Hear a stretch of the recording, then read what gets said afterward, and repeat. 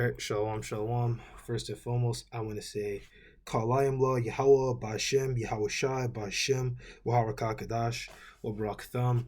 Double honors to the elders and apostles of Great Millstone who rule and teach well. Peace and blessings to the hopeful elect. Today we're going to get into a little bit of history, going into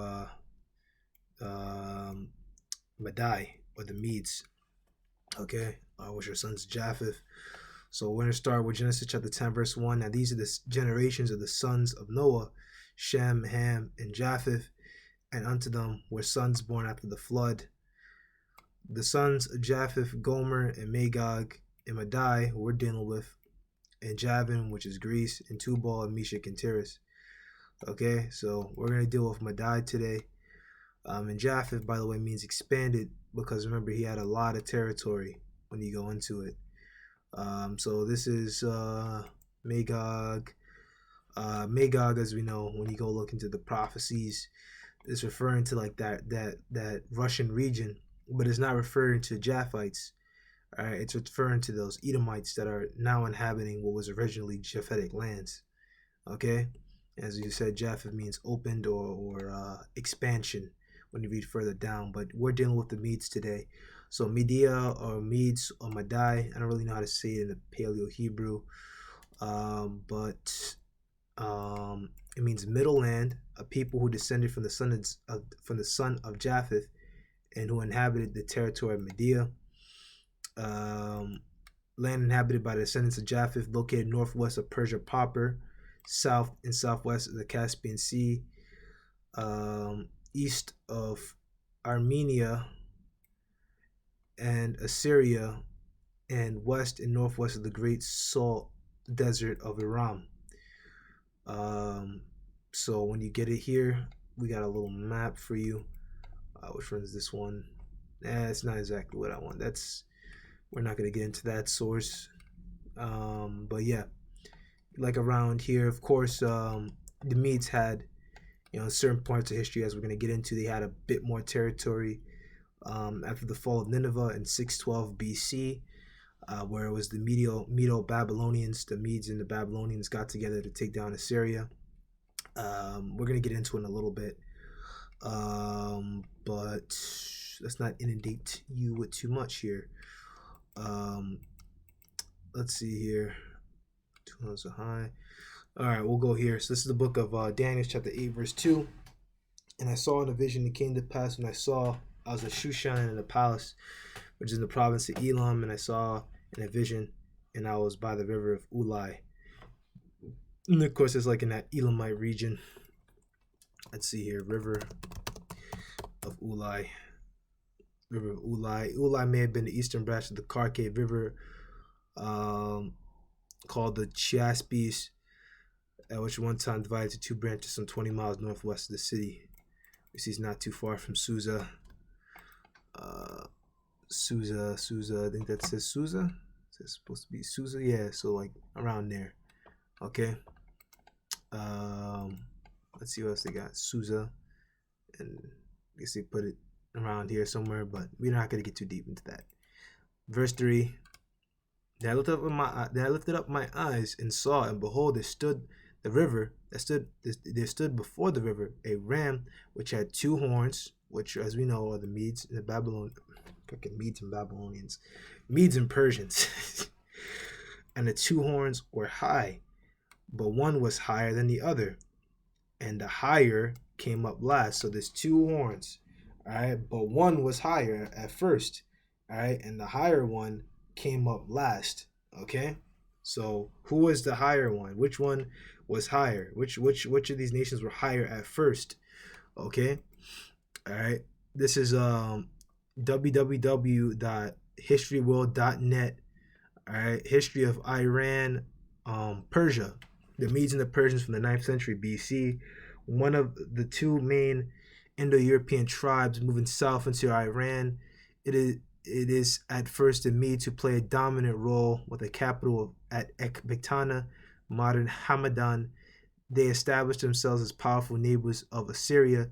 In 612 BC, they combined with Babylon to sack the Assyrian capital at Nineveh. Their spoils are northern Assyria northern Assyria, and much of Anatolia, where the Halys River becomes the border between themselves and Lydia, which they're Medes as well. Anatolia, I think, is like Asia Minor, and Lydia, those are all not Medes, Japheth. So Anatolia is Japheth, originally Japheth, and Lydia is Japheth.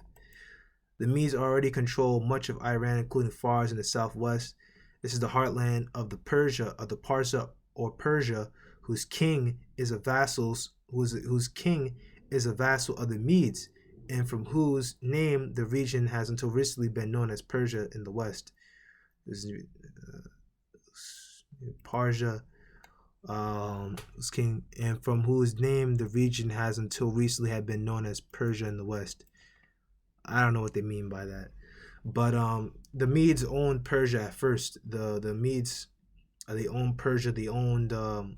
All right, the Medes were at first higher. All right, as we know, the Elamites are the Elamites. Persians are Elamites. Now I don't really know about this map here where it says Elam and Persia. I think Susa is supposed to be in Persia, but you know, I'm not gonna delve too deeply here. But as you can see, they had in their peak, they had a very large amount of territory here. You know, northern Assyria and a whole lot. All right, you know, going down to the east, and you got Greece. Those are Japhetic peoples as well, but we're focusing on the Medes here. You know, funny how they call them. The name means middle land. You know, they're in the middle of a lot of different, you know, peoples. You know, at least originally. You know, you got the Syrians, the Babylonians. You got the Medes down here. I mean, not the Medes, the Persians down here. You know, so on and so forth. All right. So they're in the middle of lots of different peoples. Okay. Let's see here. We don't really need that one. So yeah, as we know, of course, the Medes, the Persians do take over.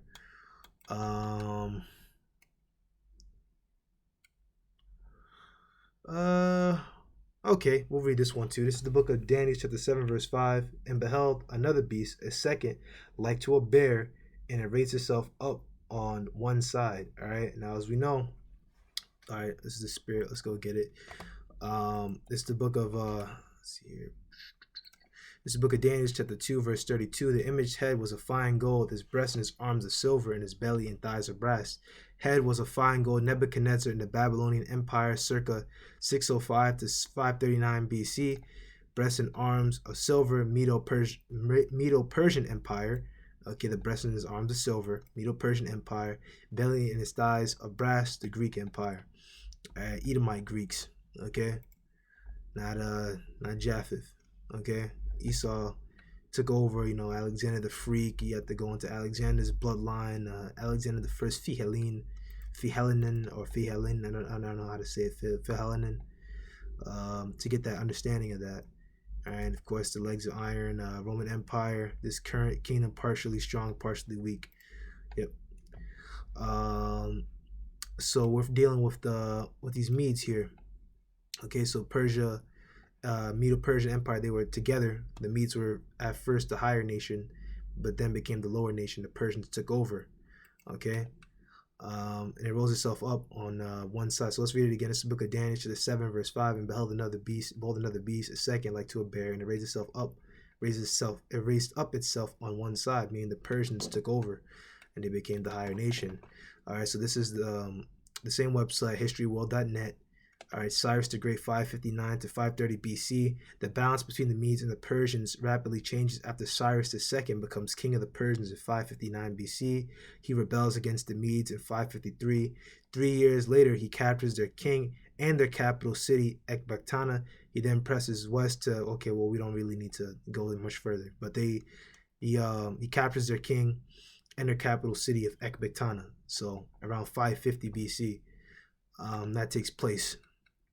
Where Cyrus conquers and they become the Medo-Persian Empire with the Persians at the top. Okay.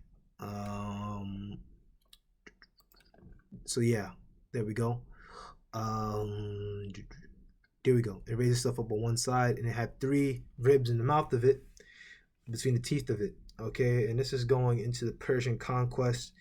They took over Egypt, Lydia, and Babylon. All right, so um, and I think there's also referring to the cardinal directions because they came from the east and they took over those nations. So they were already in the east. These Persians, they were already in the east, and they took over Lydia, Egypt, which I believe Egypt. Let's see here. This one has it.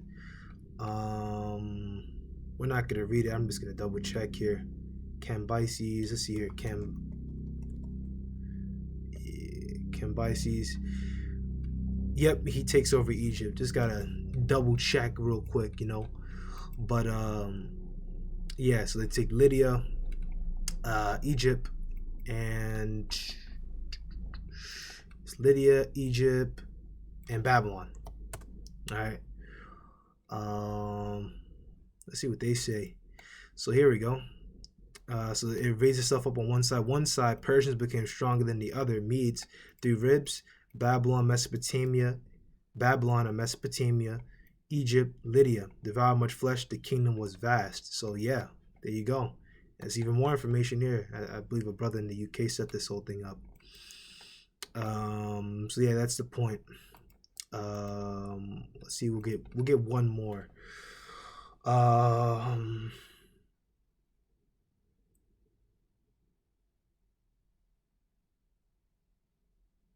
Yeah, this is the book of Esther, chapter 1, verse 1.